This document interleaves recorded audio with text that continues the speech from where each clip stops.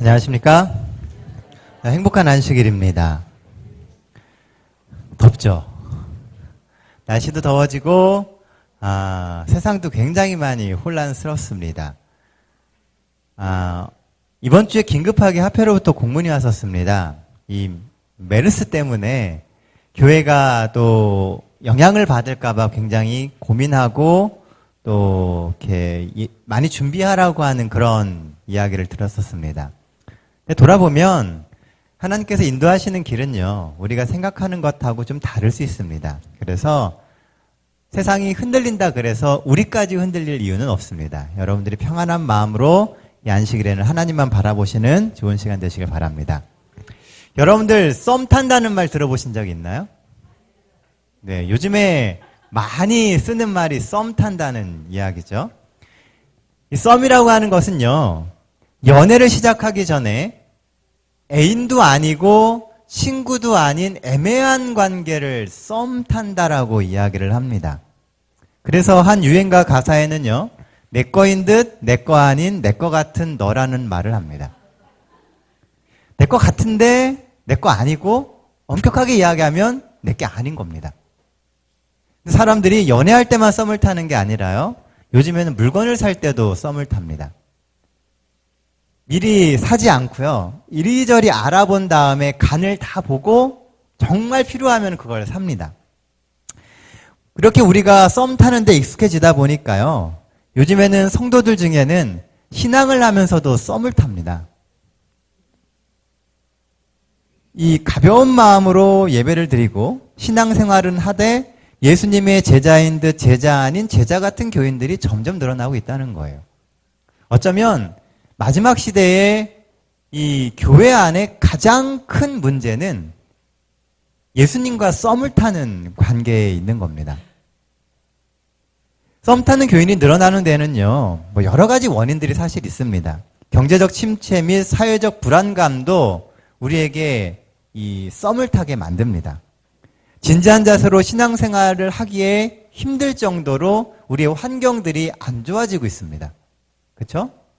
경제적 환경도 안 좋아지고 또 요즘 같은 때는 이 메르스 때문에 환경 자체가 그렇게 좋지가 않습니다. 이러한 때 우리가 썸 타는 관계가 아닌 진지한 관계로 들어간다는 것이 사실은 그렇게 쉽지 않다는 것입니다. 하지만 성경은 이렇게 기록하고 있습니다. 내가 내 행위를 나누니 내가 차지도 아니하고 뜨겁지도 아니하도다. 내가 차든지 뜨겁든지 하기를 원하노라. 내가 이같이 미지근하여 뜨겁지도 아니하고 차지도 아니하니 내 입에서 너를 토하여 버리리라. 연애나 상품에는 썸을 탈 수 있지만요, 신앙생활에는 썸을 탈 수 없습니다. 우리가 우리의 삶을 하나님을 만나며 부응하며 깊이 있는 그런 신앙생활로 만들게 되시길 바랍니다.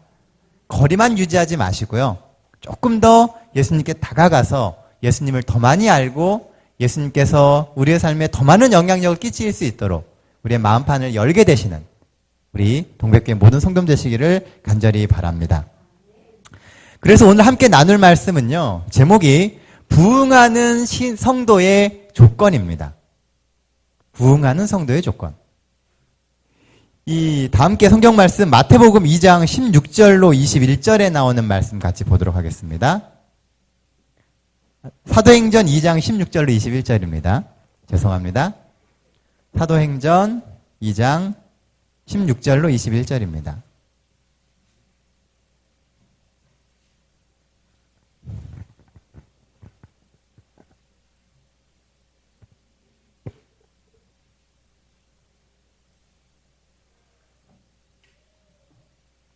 다 찾으셨습니까? 사도행전 2장 16절로 21절은 사도행전 신약성경 189페이지에 있습니다. 자, 한 절씩 번갈아 가면서 읽겠습니다. 제가 짝수절 읽고요, 홀수절은 우리 성도님들께서 같이 입을 맞춰서 읽어주시기 바랍니다. 2장 16절입니다. 이에 곧 선지자 요엘로 말씀하신 것이니 일러스되 하나님이 가라사대 말세에 내가 내 영으로 모든 육체에게 부어주리니 너희의 자녀들은 예언할 것이요 너희의 젊은이들은 환상을 보고 너희의 늙은이들은 꿈을 꾸리라. 그때 내가 내 영으로 내 남종과 여종에게 부어주리니 저희가 예언할 것이요. 또 내가 위로 하늘에서는 기사와 아래로 땅에서는 징조를 베풀리니 곧 피와 불과 연기로다. 주의 크고 영화로운 날이 이르기 전에 해가 변하여 어두워지고 달이 변하여 피가 되리라. 누구든지 주의 이름을 부르는 자는 구원을 얻으리라 하였느니라. 예, 감사합니다. 오늘 본문의 말씀은 우리가 잘 아는 오순절에 제자들에게 성령이 내린 그 역사에 대한 기록입니다. 아마 신앙생활 하시면서 이 사도행전 2장의 이야기는 정말 많이 들으셨을 거예요. 초대교회의 부흥의 기록이 바로 이 성령의 역사입니다. 우리에게도 오늘 이런 성령의 역사가 있으면 참 좋겠습니다. 자, 16절 말씀 한번 보겠습니다. 이는 곧 선지자 요엘로 말씀하신 것이니 일러스되. 본문에서 말하는 부흥하는 성도의 첫 번째 조건은요, 영적 사건을 분별하는 눈입니다. 다른 말로 영적 사건을 분별하는 눈이 있는 사람이 부흥하는 성도가 될 수 있다는 겁니다. 오늘 본문에 이 이야기를 하고 있는 사람은 베드로입니다. 베드로는 지금 그에게 일어나는 이 놀라운 일이 하나님의 약속하신 부흥의 징조임을 깨달았습니다. 그러면 베드로는 어떻게 이것이 약속된 부흥의 징조임을 알았을까요? 방금 읽은 16절 말씀에 보면 몇 가지 힌트가 나옵니다. 자, 뭘까요? 16절 다시 보겠습니다. 이는 곧 선지자 요엘을 통하여 말씀하는 것이니 일러스되. 뭘까요? 우선 베드로는요, 요엘의 예언을 알고 있었다는 겁니다.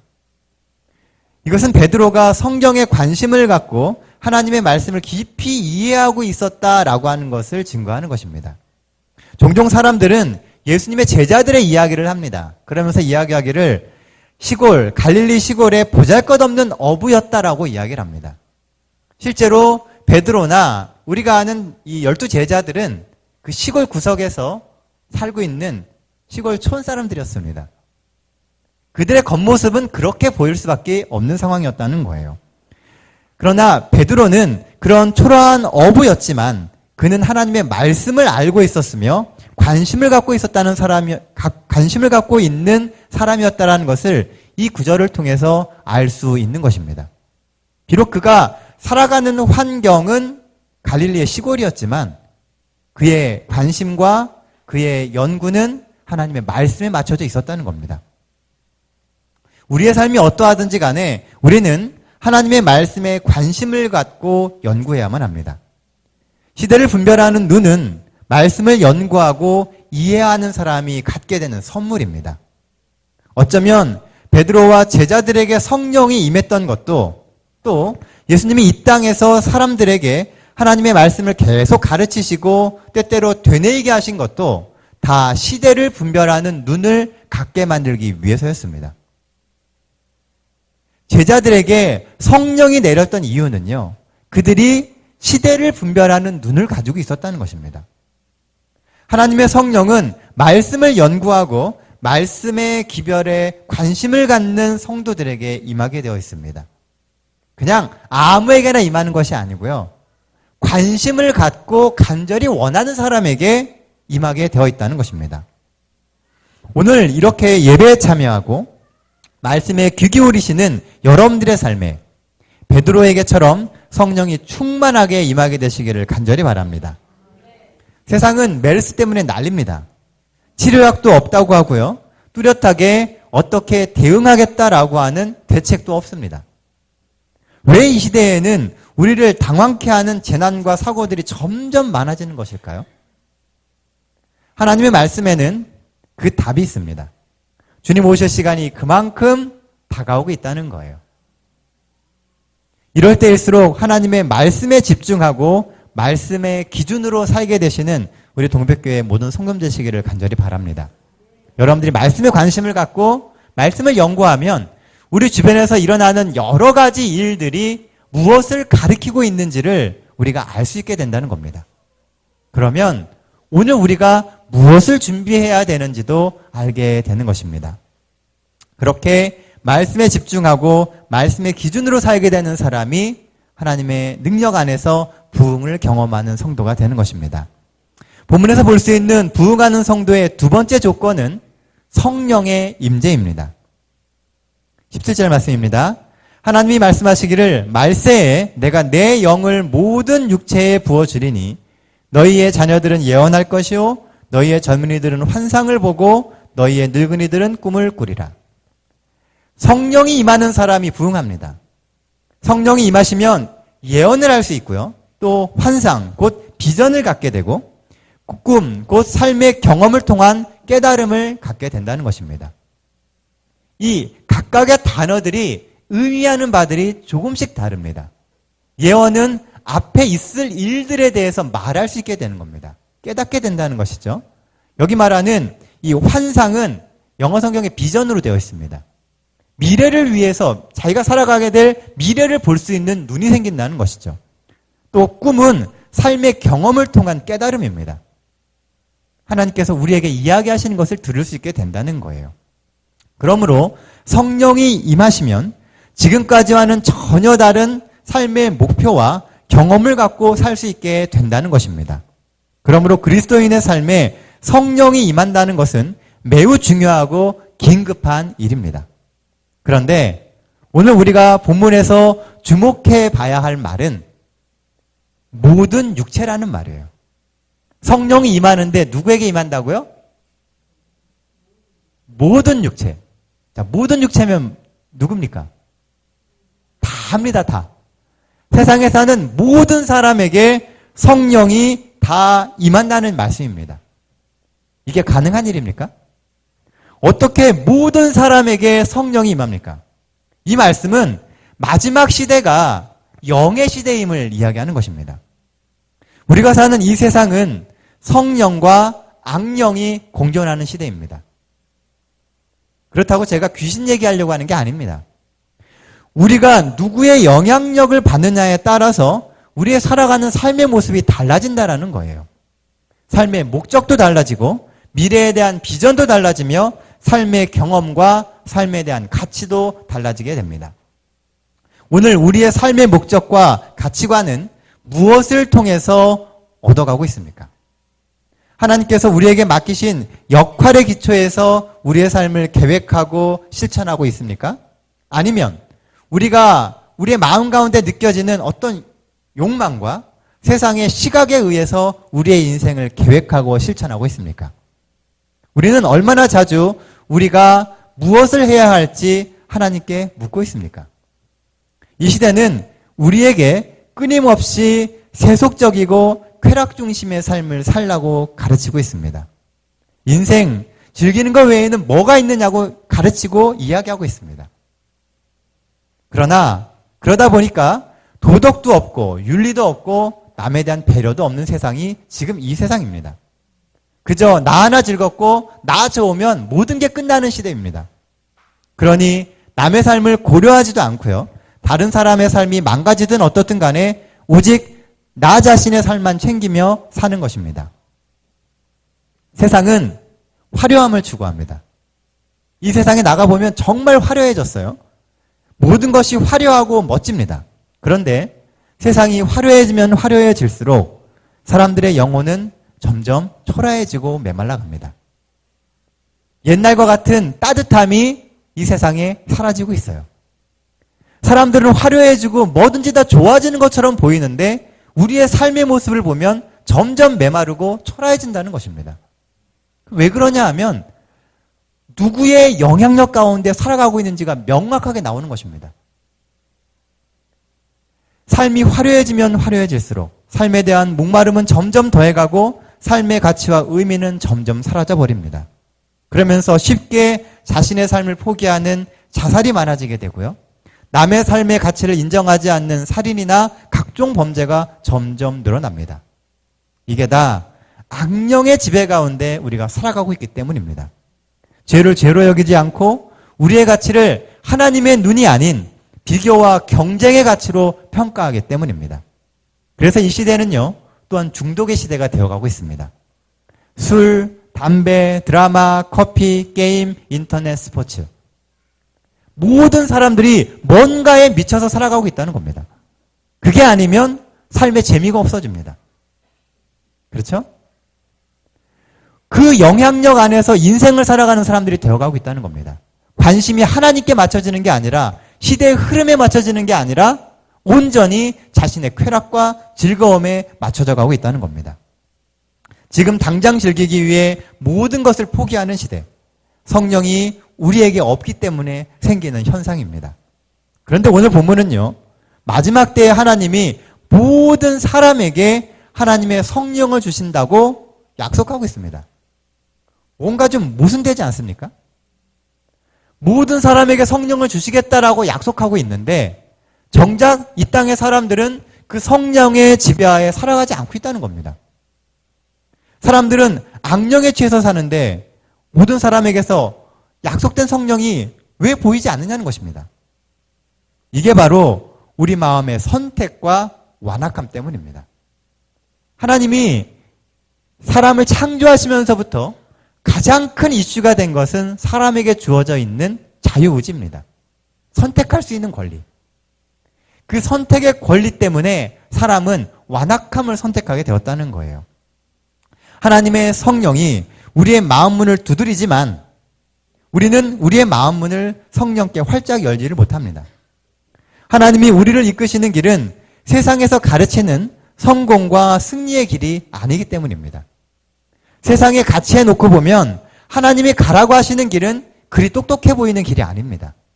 맨날 손해보는 것처럼 보이고 때때로는 바보처럼 보이는 길을 하나님은 가라고 얘기하시는 거예요. 그러니까 성령이 우리의 마음 문을 두드리는 것을 뻔히 알면서도 마음 문을 열 수가 없는 겁니다. 적당히 거리를 딱 유지하며 그렇게 살아가는 것이 현명한 것처럼 보이는 시대를 살아가고 있다는 것입니다. 예수님도 신적인 능력으로 세상을 심판하시는 대신에 그분이 선택하셨던 것은 십자가를 지고 모진 핍박과 고초를 당하시는 것이었습니다. 세상이 이야기하는 가치관과 성공과 좀 다른 삶을 원하신다는 거예요. 성령이 지금 우리 마음 문 앞에 와 계십니다. 우리는 오랜 시간 동안 성령에 대한 이야기를 했습니다. 마지막 시대가 되면 늦은비 성령을 받아야만 우리가 하늘에 합당한 사람이 될 거라고 이야기하고 배워왔습니다. 그리고 그 성령을 기다려왔습니다. 그런데 지금 그 성령이 여러분들의 마음문 앞에 와 계시다는 겁니다. 마음문을 두드리실 때 마음문을 열면 성령이 들어오셔서 여러분들을 지배하시고 우리의 삶이 성령의 지배하에 있는 삶이 될 수 있습니다. 그러나 그 두드림을 귀를 막고 마음문을 열지 않는다면 하나님께서 우리 삶에 들어오실 수가 없습니다. 겉으로는 그리스도인처럼 보이지만 내 속에 성령이 없는 그리스도인의 삶이 될 수 있다는 겁니다. 제자인 듯 제자 아닌 제자 같은 그리스도인이 될 수 있다는 거예요. 그리스도인 같은데 돌아서면 그리스도인이 아닐 수 있다는 겁니다. 성령이 여러분들의 삶 속에 들어오게 되시길 간절히 바랍니다. 중요한 것은 그 성령의 임재 앞에 내 삶을 겸손히 맡길 수 있느냐 하는 것입니다. 성령이 이끄시는 대로 우리의 삶을 드리고 비록 우리의 계획과 우리의 의지와는 그 인도하심이 다르다 할지라도 하나님이 원하시는 삶을 위해 우리의 모든 삶의 길을 순종하게 되시기를 간절히 바랍니다. 사무엘이나 요나, 예레미야, 이사야 그리고 더 나아가서 12 제자를 부르셨던 그 예수님께서 동일한 목소리로 오늘 우리를 부르고 계십니다. 우리가 예수님의 제자이고 예수님이 피로 사신 하나님의 자녀이기 때문입니다. 성령이 우리 위에 임하려고 하고 계십니다. 성령을 받으십시오. 성령이 부르실 때 그 음성에 순종하게 되시기를 간절히 바랍니다. 그 거룩한 영의 지배 아래서 살게 되시길 간절히 바랍니다. 우리는 하나님의 피로 산 자녀입니다. 구원의 약속을 받고 하나님의 인도와 보호하심 아래 사는 하나님의 자녀이요 하나님의 딸입니다. 또 아들입니다. 성령의 인도로 매일매일 그 삶을 하나님의 은혜의 역사로 바꿔가시는 우리 동백교회 모든 성도들 되시기를 간절히 바랍니다. 때때로는 우리가 하나님의 뜻을 따라 살아가게 될 때 우리가 생각하는 것과 전혀 다른 인생의 길이 열릴 수 있습니다. 내가 가고 싶은 길은 이 길인데 하나님이 가라고 하시는 길은 다른 길일 수 있습니다. 그 길에 순종하시기 바랍니다. 그러면 하나님이 열어놓으신 놀라운 새로운 인생의 장면을 보게 될 것입니다. 부흥하는 성도의 조건 마지막 세 번째는 예배입니다. 21절 말씀입니다. 누구든지 주의 이름을 부르는 자는 구원을 받으리라 하였느니라. 여기도 보면 누구든지예요. 하나님이 주시는 성령과 부흥의 조건은 누구에게든지 열려 있습니다. 예배하는 사람만이 부흥한다고 이야기하고 있어요. 19절 20절 말씀을 보면 우리가 많이 들어왔었던 마지막 때의 징조들과 기사들, 기이한 사건들에 대한 이야기가 나오고 있습니다. 그리고 이어지는 것이 바로 방금 읽은 21절 말씀입니다. 마지막 때에는요, 징조도 많을 것이고 기이한 사건도 많을 것입니다. 그런데 그런 것이 생기는 이유가 뭐냐 하면 예배하라고 하시는 하나님의 뜻이라는 거예요. 징조와 기사의 이야기가 나오고 바로 이어지는 이야기가 누구든지 주의 이름을 부르는 자는 구원을 얻을 거라는 겁니다. 징조가 있고 기사가 있을 때 주의 이름을 부르는 그 사람이 구원을 얻는다는 것입니다. 사람들은 징조와 기사에 대해서요, 대책이라는 것을 마련하면서 분주합니다. 요즘에 메르스가 있죠. 메르스 때문에 사람들은 뭘 연구하냐면 대책을 마련합니다. 어떻게 할 거냐는 거예요. 뭐 인터넷이나 뉴스에 매일 나오는 이야기가 뭐냐 하면 마스크를 써라, 뭐 기침하지 마라, 뭐 해라 방법들 대책을 막 만듭니다. 사람들은 어떤 사건이 생기면 그때마다 대책을 마련한다는 거예요. 창세기에 보면은요, 이 인류의 첫 번째 홍수가 있은 이후로 사람들은 전혀 다른 두 가지 반응을 보이는 것을 볼 수 있습니다. 한쪽은 제단을 쌓고 하나님께 예배를 드렸고요. 또 다른 한쪽은 바벨탑을 쌓으면서 각자의 살 길을 도모했습니다. 한쪽은 똑같은 홍수를 보면서 하나님을 생각했고요. 한쪽은 그 홍수를 보면서 어떻게 하면 내가 살아남을까를 생각해서 바벨탑을 쌓았다는 겁니다. 홍수라는 사건이 하나님을 생각하며 예배하게 만드는 계기가 되는 반면에 또 다른 한쪽은 바벨탑이라고 하는 대책을 연구하며 하나님께로부터 멀어지는 계기가 되었다는 것입니다. 징조와 기사는요, 우리가 어떤 시각으로 바라보느냐에 따라서 하나님께 다가갈 수 있는 기회가 되기도 하고 하나님께로부터 멀어지는 계기가 되기도 한다는 것입니다. 성경에 보면요, 의인은 더욱더 의로운 상태로 가게 될 것이고 악인은 더욱더 악한 상태가 될 것이다라고 이야기합니다. 그게 마지막 시대의 징조예요. 눈앞에서 일어나는 그 수많은 사건들이 우리로 하여금 하나님을 선택할 것이냐 하나님께로부터 멀어질 것이냐를 결정하게 만든다는 것입니다. 유난히 수많은 일들이 근래에 일어나지 않습니까? 옛날에 상상도 못했던 일들이요, 근 몇십 년 안에 엄청나게 일어납니다. 한쪽에서는 지진이 나가지고 수도 없이 많은 사람들이 죽고요. 한쪽은 비가 너무 많이 와가지고선 물에 막 떠내려갑니다. 또 바로 옆에 나라에서는요, 비가 안 와가지고 모든 것이 마르고 태풍 때문에 모든 것이 날아가 버립니다. 이게 동시대에 같이 일어나고 있다는 거예요.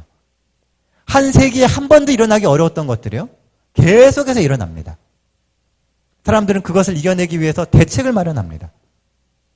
자, 무엇을 준비하는 것이 진정한 대책일까요? 시대의 징조를 읽을 수 있으면 내가 지금 무엇을 해야 되는지에 대한 답이 나오게 됩니다. 우리가 세우는 대책이라는 것은요, 나의 힘으로 세상의 징조와 기사를 지배하겠다라고 하는 사람들의 의지입니다. 내 뜻대로, 내 계획대로 살겠다는 것이죠. 내가 뜻하고 내가 준비한 그것을 가지고 내 인생을 개척해 나가겠다는 것입니다. 여러분들이 그것을 선택하실 겁니까?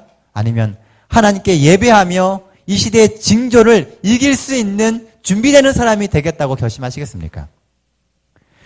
시대를 분별하며 하나님께 예배하고 우리의 믿음을 더욱 굳게 하는 것이 마지막 시대의 그리스도인 된 우리의 진정한 대책이 아닐까요?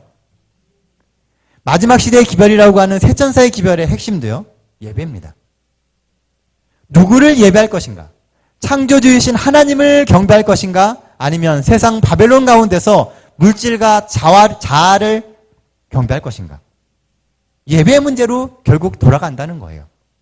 부흥하는 사람은 하나님을 예배하는 사람입니다. 그리스도인의 진정한 부흥은 하나님을 예배하면서부터 오게 되는 것입니다. 하나님이 우리의 창조주가 되시고 그분을 의지하는 삶이 우리의 삶의 목표가 된다면 우리의 삶에 성령이 임하시게 될 것이고 말로만 듣던 그렇게 꿈꿔 왔었던 예수님의 재림의 광경을 직접 목도할 수 있는 축복이 우리에게 주어지게 될 것입니다. 성령이 우리 가운데 임하시면 우리가 하나님의 증인이 되고 땅끝까지 하나님의 나라가 전파되게 될 것입니다.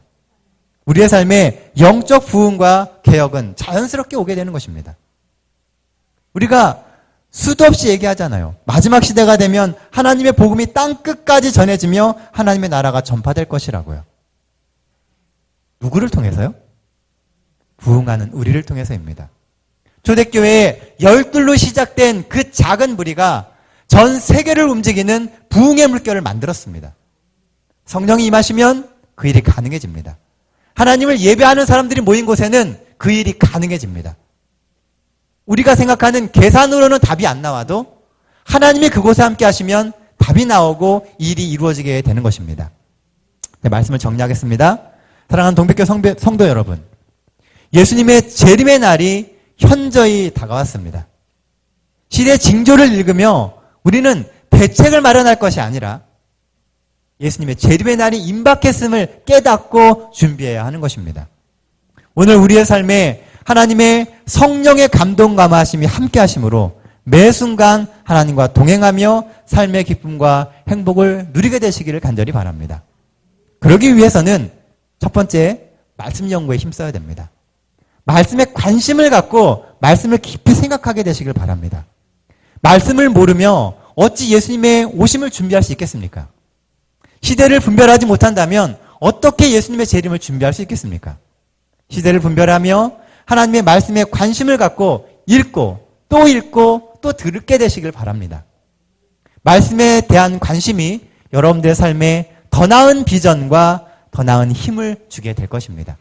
꽉 막혀있는 우리의 인생의 길에 해결책이 그 말씀으로부터 나오게 되는 것입니다. 둘째, 우리의 삶에 있는 영적 싸움에 조금만 더 신중해지시기 바랍니다. 그냥 마음 내키는 대로 막 선택하지 마시고요. 무엇이 정말 하나님이 나에게 가라고 하시는 길인가 생각하며 인생의 길들을 선택하게 되시길 바랍니다. 오늘 우리의 선택이 우리의 영원한 삶을 좌우할 수 있습니다. 말씀의 원칙 위에 성령의 인도하심 가운데 삶의 선택을 하게 되시기를 바랍니다. 하나님은 오늘도 우리에게 말씀하시고 우리의 삶에 개입하기를 원하십니다. 삶 속에 들어오시기를 원하십니다. 우리가 더 나은 삶을 선택하고 발전하는 삶을 살기 위해서 성령의 음성에 귀 기울이고 성령 하나님을 우리의 삶에 영접하게 되시는 우리 동백교회 모든 성도님 되시기를 간절히 바랍니다. 마지막 셋째는 예배입니다. 예배에 충실하십시오. 예배가 부흥의 최대의 이슈입니다. 예배하는 사람만이 부흥을 경험할 수 있습니다. 하나님을 예배하고 하나님의 은혜를 누리며 하나님의 지배 아래 살게 되시는 우리 모든 성도님 되시길 바랍니다. 매 순간 삶이 예배요. 예배가 곧 삶이라는 정신을 갖고 살게 되시길 바랍니다. 여러분들이 걸어가는 그 인생의 길이 곧 하나님이 나타날 수 있는 삶이 되시길 바랍니다. 그렇게 생각하고 그렇게 결심하고 그렇게 묵상하며 인생을 살아가게 되시길 간절히 바랍니다. 이제 새로운 달이 시작되었습니다. 6월은 호국 보훈의 달이라고 이야기합니다. 우리의 조상들이 우리를 위해 희생한 그 거룩한 희생을 기억하는 달이 6월, 곧 호국 보훈의 달입니다. 마찬가지로 6월에는요, 우리를 위해 믿음의 길을 먼저 가신 믿음의 조상들 역시도 기억하는 달이 되시길 바랍니다. 그분들이 어떤 희생을 거쳐서 우리에게 이 구원의 복음을 전해주었는지 생각하며 감사하는 마음으로 그 믿음의 길 따라갈 수 있는 6월 한 달이 되게 되시길 바랍니다. 이 한 주도 하나님의 거룩한 돌보심이 여러분들의 삶 속에 함께 하실 것입니다. 여러분들이 고민하고 힘들어하고 어려워하는 그 순간순간마다 예수님도 그곳에서 같이 고민하고 같이 힘들어 하십니다. 예수님의 손을 붙잡으십시오. 예수님이 주시는 그 말씀에 귀 기울이십시오. 그리고 예수님과 함께 승리하는 경험을 하시는 이 한 주 되게 되시길 간절히 바랍니다. 세상이 어지럽지만 세상의 유일한 답은, 이 문제의 답은 우리의 대책에 있는 것이 아니라 하나님께 있음을 기억하시기 바랍니다. 성령의 감동 감화하심이 여러분들의 삶 가운데 함께 하시기 바라면서 오늘 말씀 마치겠습니다.